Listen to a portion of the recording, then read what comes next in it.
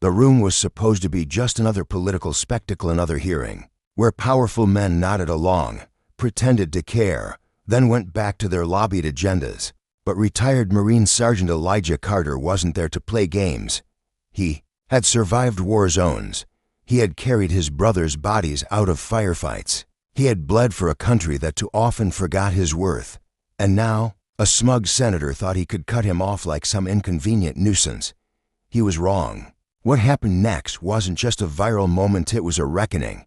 And by the time Elijah was done, even the stone-hearted politicians in that room couldn't hold back their tears. This is the story of how one black Marine turned the tables and left an entire system shaking.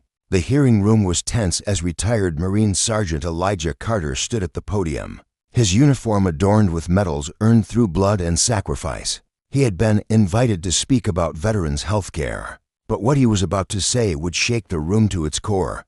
Senator Richard Holloway, a smug politician known for cutting off witnesses who didn't align with his agenda, leaned back in his chair, already looking bored. As Elijah began recounting the horrors of war, the friends he'd lost, the shrapnel still lodged in his leg, Holloway interrupted with a dismissive wave. "Sergeant, we've heard enough about battlefield trauma.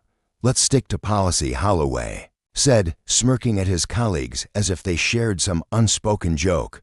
The room fell silent. Elijah clenched his jaw, his dark eyes burning with quiet fury. Then, in a voice that trembled with emotion, he continued, but not the way Holloway expected. "No, Senator, you'll hear me today." Elijah then ripped open his dress shirt, revealing deep, jagged scars across his chest. Gasps filled the room. "This wasn't from combat," he said. "This was from a VA hospital where I waited 14 hours in agony before a doctor saw me, where they assumed I was drug-seeking because I'm black, where they left me bleeding because they didn't believe my pain was real." He turned to Holloway, his voice cracking. "You sit here in your tailored suit, cutting me off like my life doesn't matter. But I fought for this country. I bled for it. And you can't even give me 30 damn seconds." Tears welled in the eyes of spectators. Even Holloway's face paled. A female senator reached for a tissue while a veteran in the audience shouted, "Let him speak." Elijah wasn't done. He pulled out a photo of his best friend, a fellow Marine who took his own life after the VA denied him mental health care. This man was a hero, but to you, Senator, he was just another number, just another angry black veteran you could ignore. By now, Holloway was shrinking in his seat, reporters furiously snapping photos. The room erupted in applause as Elijah finished. "You don't get to silence us anymore." The video went viral within hours. Holloway's office was flooded with outrage. By the next morning, protests erupted outside the Capitol, with veterans and activists demanding his resignation. Elijah Carter didn't just testify that day, he exposed the brutal truth about how America treats its black heroes. And this time, the whole world was listening. Epilogue. Within a week, Senator Holloway was forced to issue a public apology. A new bill, dubbed the Carter Act, was introduced to reform veterans' health care, with Elijah's testimony cited as the driving force. Sometimes, the most powerful weapon isn't a gun, it's the truth. The fallout from Elijah Carter's testimony was swift and unrelenting. By the end of the day, #LetHimSpeak was trending worldwide. News outlets replayed the moment Senator Holloway tried to silence him, only for Elijah to dismantle the senator's arrogance with raw, unfiltered truth. Clips of his speech had millions of views within hours, shared by celebrities, activists, and even high-ranking military officials. Holloway's team scrambled to contain the damage, but it was too late. His past controversies resurfaced. Records showed he had repeatedly voted against expanding veterans' health care while accepting donations from private military contractors. Protesters gathered outside his office, holding signs that read, "You disrespected a Marine, now we disrespect you." Then came the final blow.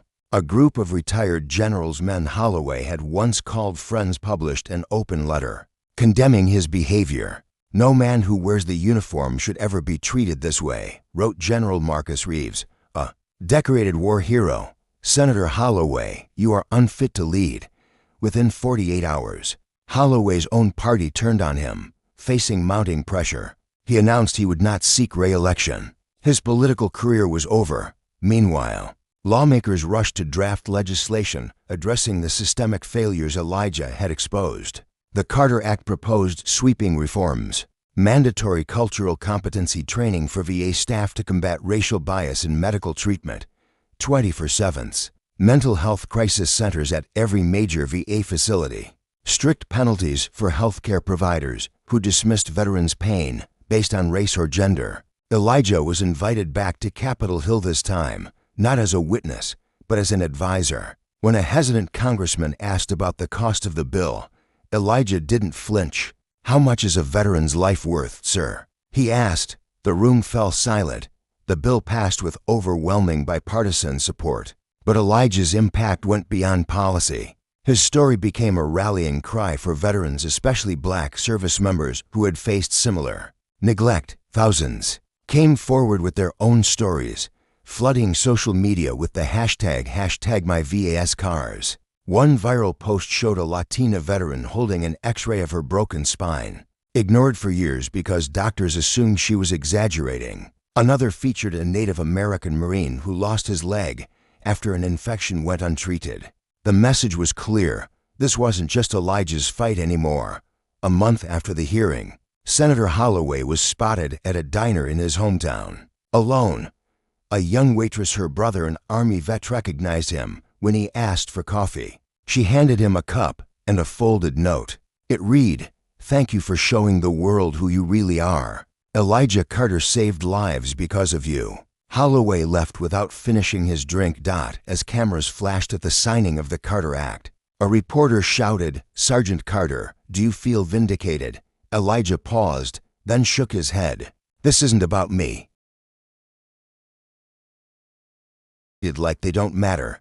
Today, we made sure they will. And with that, the Marine walked away, leaving behind a nation forever changed by his courage. Because sometimes, the bravest battle isn't fought on foreign soil, but in a room full of people who never expected you to win. Months after the Carter Act became law, the nation assumed the battle was won.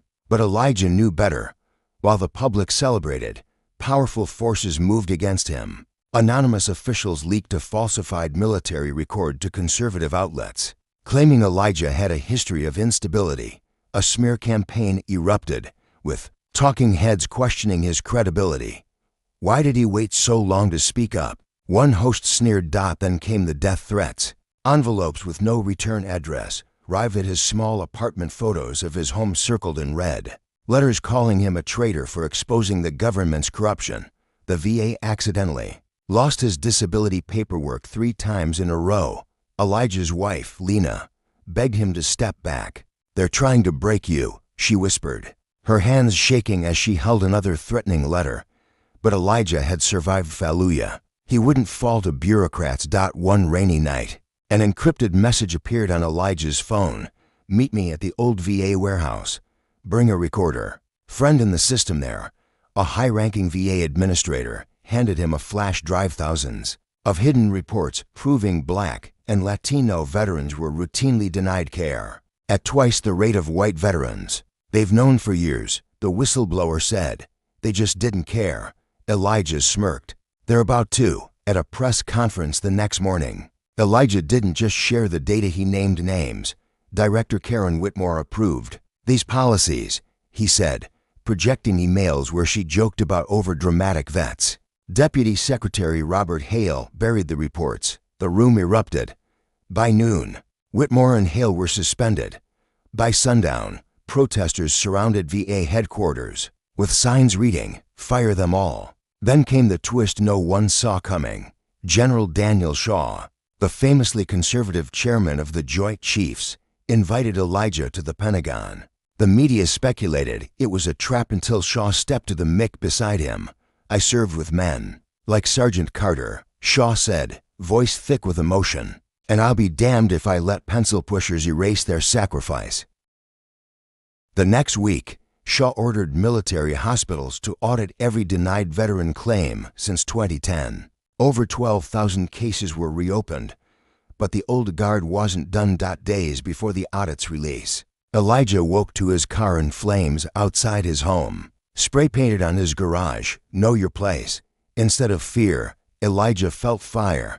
That afternoon, he marched into the Oval Office with Shaw and 3 Medal of Honor recipients. 2 hours later, the president issued an executive order, a new Veterans Bill of Rights, enforceable by law, a special prosecutor to investigate VA corruption. Elijah Carter appointed as the first ever civilian ombudsman for Veterans Affairs. At his swearing-in, a reporter shouted, "After everything they did to you, why keep fighting?" Elijah adjusted his new tie silk, not camo, and grinned.